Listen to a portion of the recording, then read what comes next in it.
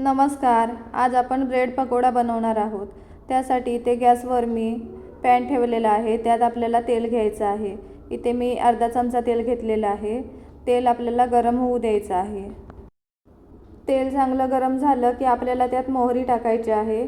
मोहरी तडतडली की आपल्याला त्यात बारीक चिरलेली लसूण टाकायची आहे. लसूण चांगली भाजून घ्यायची आहे. लसूण करपू नये म्हणून पळीने हलवत राहायचे आहे. लसूण चांगली भाजली की आपल्याला त्यात कढीपत्ता टाकायचा आहे. आता आपल्याला यात एक बारीक चिरलेली हिरवी मिरची टाकायची आहे आणि चांगली भाजून घ्यायची आहे.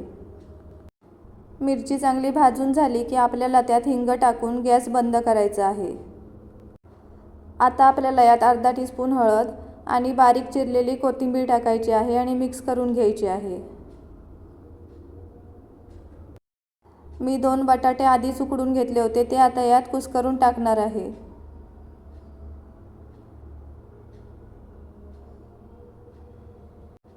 आपल्याला आता भाजीत चवीनुसार मीठ टाकायचं आहे आणि भाजी मिक्स करून घ्यायची आहे. आपल्याला आता गॅस सुरू करून मंद गॅसवर भाजी अशीच 2 मिनिटं ठेवायची आहे. 2 मिनिटांनी गॅस बंद करून भाजीवर झाकण मारून भाजी 5 मिनिटांसाठी बंद गॅसवर ठेवायची आहे. आपल्याला आता एक बॅटर बनवायचं आहे. त्यासाठी इथे मी एका बाउलमध्ये 5 चमचे बेसन घेणार आहे. त्यात आपल्याला चवीनुसार मीठ टाकायचं आहे. पाव टीस्पून हळद टाकायची आहे आणि पाणी टाकून हे चांगलं मिक्स करून घ्यायचं आहे. यात आपल्याला थोडं थोडं करून पाणी घालायचं आहे आणि बॅटर बनवून घ्यायचं आहे.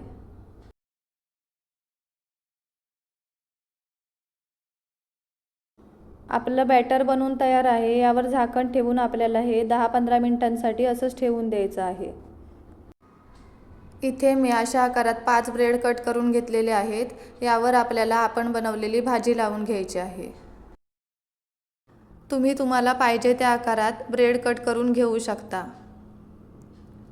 मी इथे दाखवते त्याप्रमाणे व्यवस्थित भाजी आपल्याला लावून घ्यायची आहे. आणि यावर आपल्याला आता दुसरा कट केलेला ब्रेड लावून घ्यायचा आहे आणि हे बाजूला ठेवून द्यायचं आहे. अशाच प्रकारे आता मी सर्व ब्रेड बनवून घेणार आहे. आपले इथे सर्व ब्रेड भाजी लावून तयार झालेले आहेत. आता आपल्याला गॅसवर कढई ठेवून त्यात तेल घ्यायचं आहे आणि तेल मध्यम गरम होऊ द्यायचं आहे. गॅस आपल्याला मध्यम ठेवायचा आहे.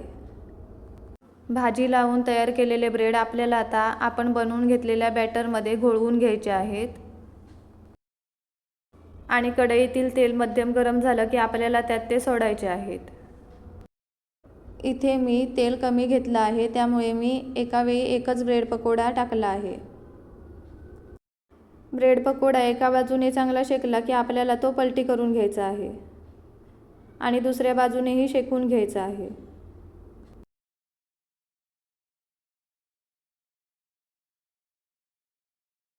ब्रेड पकोडा दोन्ही बाजूनी चांगला शेकला गेला आहे. आता तो आपल्याला एका प्लेटमध्ये काढून घ्यायचा आहे. अशाच प्रकारे मी सर्व ब्रेड पकोडे इथे बनवून घेणार आहे. आपले ब्रेड पकोडे बनवून इथे तयार आहेत.